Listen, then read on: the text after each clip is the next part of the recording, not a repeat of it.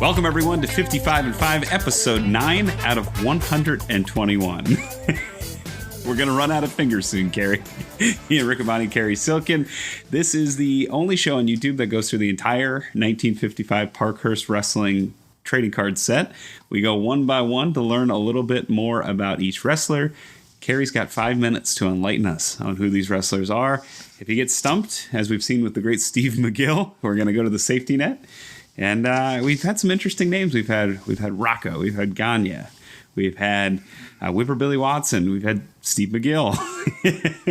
Well, please don't make me look like a half-wit here.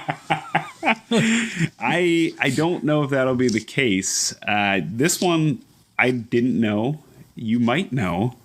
And it's really interesting, I think. This is one of the ones that I was really excited about to share, even if you might not know. So the intention is never to make Cary look disinformed or malinformed. Some of these names, part of the inspiration for this was the fact that my wife said, you're buying all these cards, you don't even know who they are. And now we're going to find out. I love you, Sarah.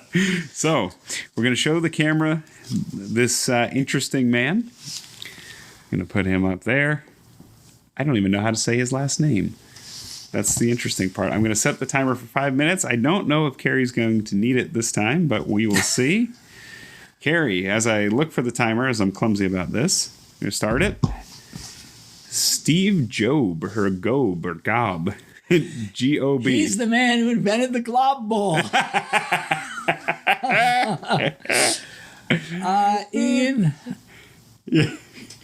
6 feet, 230 pounds. Never heard of him. No? No, I can't even. I mean, you would remember a name like that. Yeah, he is, according to the back of the card, a great favorite in Western Canada. That's all it says. He calls Bayonne, New Jersey his home. Really? Yeah, not the Bayonne Bleeder, Chuck Wepner, but Steve Job. Or Dixie and Izzy from the early days of Ring of Honor. Right. Yeah, this man may have an even more interesting backstory. Please. This man was the original Nikolai Volkov.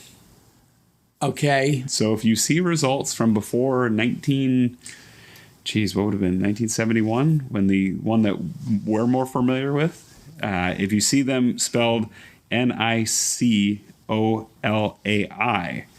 that's most likely Steve Job Gob. Gob. Gob. There you go. You're gobsmacked. I'm gobsmacked. From 64 to 69, he was in the WWA in Indianapolis. Interesting. Under the moniker Nikolai Volkov. Okay. And in the 70s, he was wrestling in Dallas. And he had some feuds with Jose Lothario and Fritz von Erich. As Nikolai Volkov. But before that, the card is absolutely right. In 54 and 55, he was popular in Saskatchewan and Alberta, Canada. So. Well. Yeah. You got me, but good. Yeah. Good for Gob. Good for I guess as Nikolai Volkov, I do. Honest folks, I did know that there was a previous Nikolai Volkov or close to. There's been a lot of Russian sounding wrestlers with various names. But did I know it was Steve Gob? Not Jobs, right? No. I did not. So, yeah, but he had a lengthy career. And probably if you presented him as Nikolai Volkov, I wouldn't have done much better, but long career. Yeah, 47 to 73. That's 26 years, right? Yeah, working for Dick the Bruiser, working for the Funks in Texas. I guess they owned it then. Yeah. And his great Canadian career. Yeah, the great Canadian favorite. Yeah. That's what, according to that. And he started, he went to Nebraska and became a Russian in 56. So there you have it. The best of Steve Gob. That is just under 3 minutes on the wonderful career of the original Nikolai Volkov.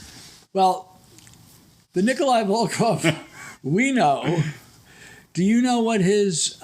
He probably had a number of them, but do you know what his name was when he was a big star. Guido Mongol or Beppo, one of the Mongols.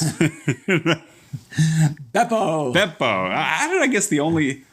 I gave all the other ones. There's Guido. It's like the Marx Brothers.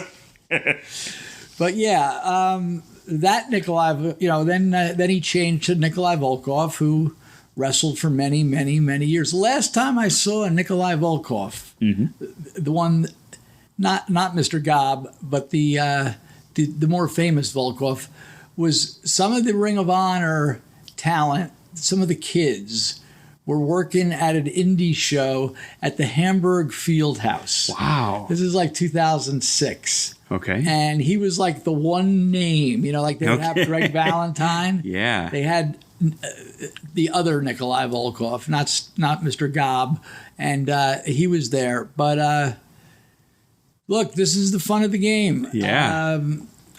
I try my best, but no shame on Cary, no shame on me. This was a tough one. This was a maybe shame on me. I'm the one that bought all these, and I don't even know who these guys are. We have to do each card, so it's the way the game is. Yeah, but we learned. We learned. And Cary, just to follow up on Nikolai Volkov, you actually saw him after that.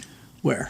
Merchant Square Mall. Oh, yeah. The great Bud Carson had me in for my one and only non-Ring of Honor autograph signing, and I was seated next to Nikolai Volkov. Very cool. I still have his cell phone number, and he wanted to be booked in Ring of Honor, and I kind of regret not giving that number to the matchmakers to see what we could have come up with. What year was that? 2017. And he passed away a couple years ago. Yeah. So very nice man, very nice to Zach, my son, and very sweet to my mother-in-law who came out to the big autograph signing. That was nice of her to drag her ass to Bud Carson's. Bud's a good guy. He is. I miss the store. I miss Nikolai. And we miss you. And we'll see you next time. Episode 10. We're closing on double digits. Number 10 here on 55.5 for Cary, Lamb Chop, AJ, our producer. I'm Ian. Thanks so much for joining us. Happy wrestling. We'll see you for number 10.